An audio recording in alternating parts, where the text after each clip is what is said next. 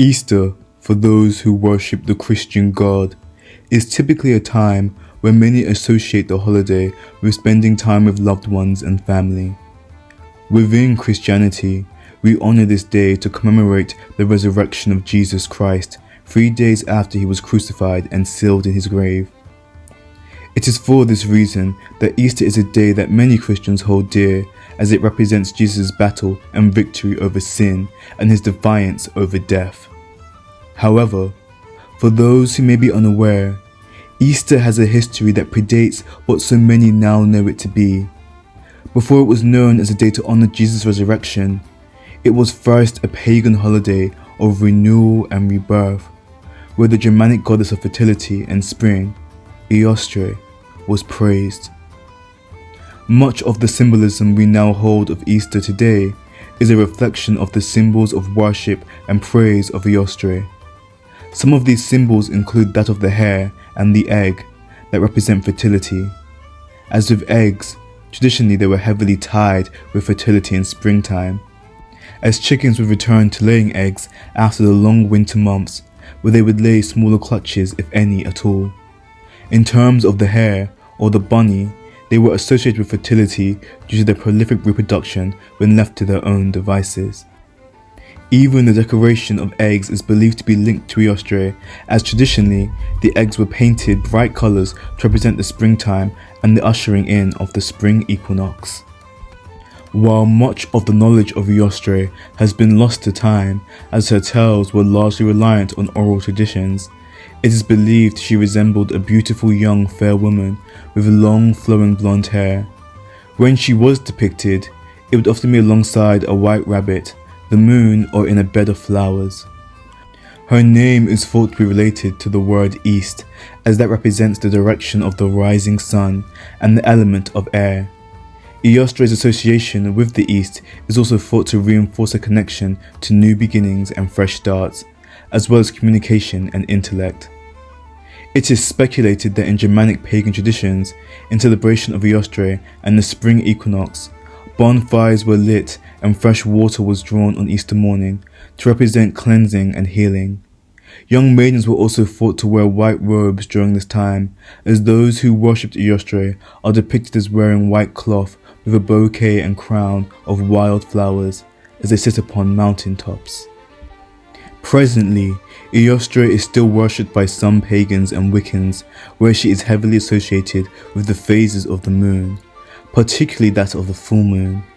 Within Wicca, particularly the moon is thought to represent feminine energy, intuition, emotion, and our subconscious mind.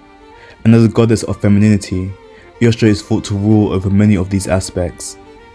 A time when those who follow Eostre often praise her is during the spring equinox, which typically takes place on March 20th. Wiccans will honor Eostre by creating an altar dedicated to her, which may be adorned with symbols of Eostre and spring, such as flowers, birds' nests, or eggs.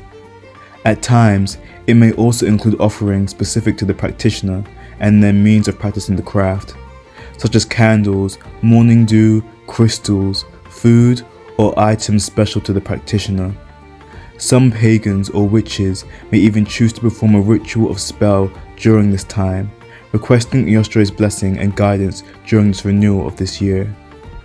While not much is known from how she was traditionally worshipped on the day of the spring equinox, it is believed that she was celebrated with large feasts and dancing around large bonfires. Maidens would also typically be clothed in white, and all who worshipped Eostre would gather water early in the morning or find large bodies of water such as streams or lakes to cleanse themselves in to welcome the new season. While little is known of the goddess Eostre's story, there are two notable tales of this goddess. Arguably the most notable records of Eostre stems from Bede, an English monk and historian who lived during the 8th century. In a piece of his writings titled De Temporum Ratione, in this writing, Bede mentions Eostre as the name of a month correlating to April, where he also heavily suggests that the festival of Easter may have appropriated its name from Eostre. Scholars speculate that Bede would have been accessible to more information on Eostre, But due to the church's recent abolishing of these Germanic gods from the land, he did not record any further information.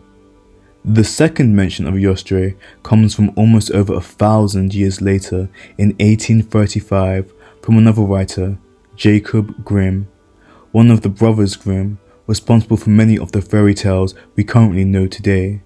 However, similar to Bede, Grimm's accounting of the goddess Eostre largely surrounds the importance of her name to the months of our calendar and does not inform us of any tales of Eostre's existence.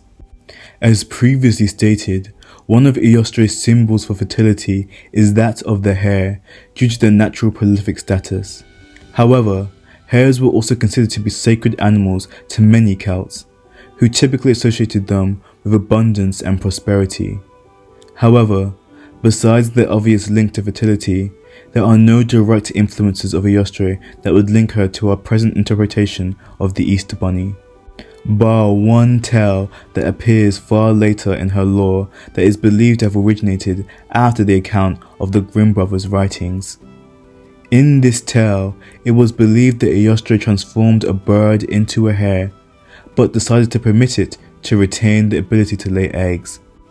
However, by the time this story of Eostre came into being, the tales of the Easter Bunny and discovering and searching for his eggs had already become a well-established tradition within these lands for centuries.